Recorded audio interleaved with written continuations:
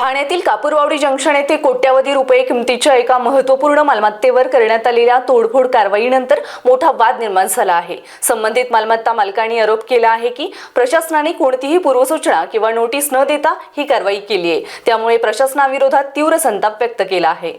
पीडित कुटुंबाच्या म्हणण्यानुसार सदर मालमत्ता त्यांच्या पूर्वजांनी अनेक वर्षापूर्वी कायदेशीररित्या खरेदी केली होती आणि मालकी हक्काशी संबंधित सर्व कायदेशीर कागदपत्रे त्यांच्याकडे उपलब्ध आहेत। असे असतानाही कोणतीही नोटीस न देता त्यांच्या मालमत्तेवर तोडफोड कारवाई करण्यात आली। माध्यमांशी बोलताना कुटुंबियांनी मालकी हक्काशी संबंधित कागदपत्रे दाखवत सांगितले, ही मालमत्ता आमच्या पूर्वजांची आहे आणि आमच्याकडे त्या संदर्भातील सर्व वैध कायदेशीर कागदपत्रे आहेत। असे असतानाही आम्हाला कोणतीही नोटीस न देता कारवाईला सामोरं जावं लागलं। आम्हाला जाणीवपूर्वक त्रास दिला जात आहे। कुटुंबियांनी असा गंभीर आरोप केलाय की कापूरबावडी जंक्शन सारख्या अत्यंत महत्त्वाच्या आणि मौल्यवान ठिकाणी असलेला हा भूखंड बिल्डरच्या हितासाठी बळकवण्याचा प्रयत्न केला जात आहे। मात्र या आरोपांची स्वतंत्रपणे पुष्टी झालेली नाही। घटनास्थळी मोठ्या प्रमाणात मलबा पडलेला असून त्यामुळे स्थानिक नागरिकांमध्ये नाराजीचं वातावरण आहे। प्रभावित कुटुंबाने संपूर्ण प्रकरणाची उच्चस्तरीय चौकशी करून दोषींवर कठोर कारवाई करावी आणि आपल्याला न्याय मिळवून द्यावा अशी मागणी केली आहे। तहसीलदारांनी ऑर्डर काढली। तहसीलदार उमेश पाटील यांना आम्ही जाऊन पर्सनली भेटलो की सर, तुम्ही आमचे पेपर बघितले, तुम्ही या जमीन कोणाच्या नावावर आहे ते बघितलं आणि तुम्ही असं कसं काय ऑर्डर काढला? ते काहीच जबाब देवायला ते रेडीच नव्हते।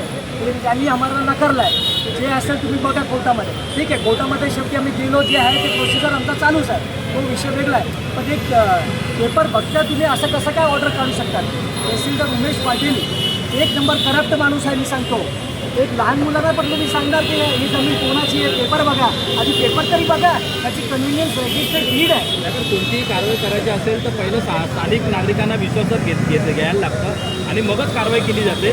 परंतु तुम्हाला कोणाला विश्वासात न घेता अचानक येऊन अशी कारवाई केली, याविरोधात तुम्ही कुठे तक्रार करणार आहात का? आता हे बघा, आम्ही कोर्टामध्ये तर केस पुटअप केलाच आहे। आयुक्ताकडे पण सकाळपर्यंत आयुक्त, DCP, IG Devendra Fadnavis online आणि रिटर्न हे सर्व त्यांच्या ऑफिसवर आम्ही इन्व्हाइट केलेलंच आहे, हे सर्व प्रकरण। आणि आता आम्ही त्यांना जरा विरोध केला, त्यामुळे आमची 2-3 दुकानं राहिली, बाकी सर्व दुकानं आमची इथे तुटलेली आहे। मी मीडिया माध्यमाच्या तुमच्या प्लॅटफॉर्म म्हणून सर्वांना हेच रिक्वेस्ट करणार आहे, सर काहीतरी न्याय बघा, की लोकांकडे पेपर आहे, 70 वर्ष जुने माणसं इथे बसलेले आहे, त्याच्या पेपर बघा, काय आहे काय नाही आहे, तुम्ही बोला, कोर्टाकडे केस ठेवा।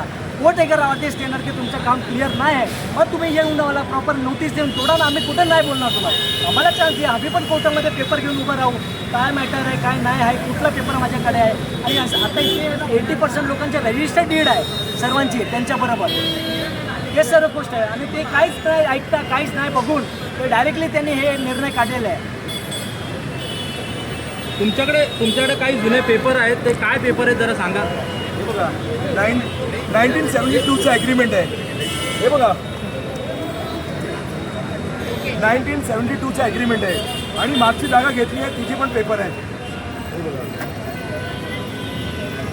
96ला। आणि बिल्डिंगची परमिशन पण आहे, ती बघा मागची बिल्डिंग आहे ती पुरी 3 माळी, ही बघा परमिशन ग्रामपंचायतपासून बसलेले आम्ही लोक, ग्रामपंचायतची पण दाखवतो ना, हे बघा ही ग्रामपंचायत।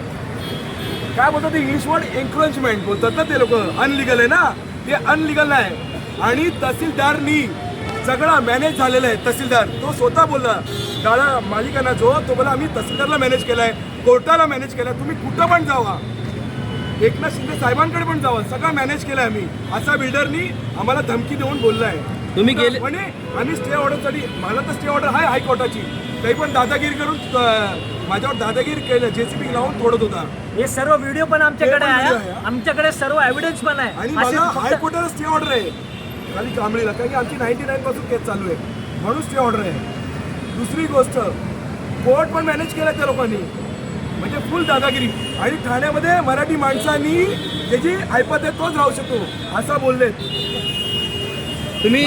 एवढं आम्ही म्हणजे आमचं हे काय, आम्ही राहायचं नाही मराठी माणसांनी ठाण्यामध्ये, हे असं झालंय आता। या संदर्भात तुम्ही सगळे भेटले का मग उपमुख्यमंत्र्यांना? उपमुख्यमंत्र्यांना सध्या एवढे बघा 5 तारीखला आमची कारवाई झालेली आहे, आम्ही त्यामध्येच डिस्टर्ब आहोत। आम्ही कोर्ट किंवा पोलीस किंवा हे सर्वांना आमच्या रिटर्न पेपर एव्हिडन्स हे सर्व आम्ही पाठवलेलं आहे। बाउन्सर पण बोलून आमच्यावर दादागिरी करून, आणि आम्ही तहसीलदारला हे पण बोललो आहे की हायकोर्टाची स्टे ऑर्डर आहे, आमचं नाव वगळण्यात यावं। ते पण नाही त्यांनी लक्ष दिलं, कारण की तो मॅनेज झालाय. बोललोय आम्हाला, ज्यांनी जेसीबी लावून तोडला तो आम्ही, तुम्ही कुठं पण जावा, जे आहे ना ते बोलले तुम्ही कुठं पण जावा, कोर्ट मॅनेज आहे, हायकोर्ट मॅनेज आहे, MRT कोर्ट मॅनेज आहे, तहसीलदारला तर पुरा मॅनेज आहे बोलतो. तहसीलदारने आम्ही पुरा मॅनेज केला. त्यांनी असा स्टेटमेंट त्यांच्या लोकांमध्ये उभा राहून दिला. आम्हाला दिला, मला दिला. काय कोण मालक कोण आहे? मालक कोण म्हणजे आहे? मुळाळ आहे. असं आहे. ही गोष्ट अशी स्टेटमेंट, आणि आमचा तहसीलदारला मी दिले की आमची हायकोर्टाची स्टे ऑर्डर आहे, तरी पण त्यांनी चुकीचा निर्णय दिला की तुम्ही स्वतः म्हणजे त्याला दादागिरी करू म्हणजे खाली करा असा, म्हणजे तो मॅनेज केलाय पुरा. तुम्ही इकडचे खासदार किंवा आमदारला भेटले? नाही भेटली, काय करणार, सगळे मॅनेजर बोलतो तो. Bureau report, star Maharashtra news, Thane. नवनवीन घडामोडी पाहण्यासाठी स्टार महाराष्ट्र न्यूजला सबस्क्राईब करा आणि ताज्या बातम्यांचे अपडेट मिळवण्यासाठी बेल आयकॉनला प्रेस करा आणि परिपूर्ण बातमीबरोबर रहा, इतरांपेक्षा एक पाऊल पुढे.